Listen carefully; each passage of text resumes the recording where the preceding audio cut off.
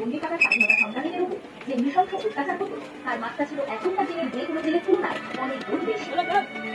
কোনোদিন যদি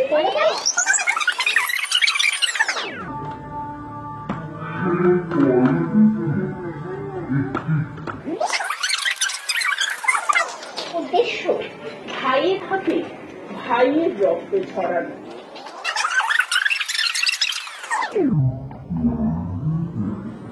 শারীরিক অত্যাচারের পাশাপাশি সহ্য করতে হতো তীব্র মানসিক অত্যাচার। তখন তাদের জোর করে খাওয়ানো হতো। জোর করে খাওয়ানোর কারণে এই সেলুলার জেলে শহীদ হয়েছে মহাবীর সিংহ, মোহন কিশোর রামদাস, মোহিত মিত্র প্রমুখ স্বাধীনতা সংগ্রামীরা।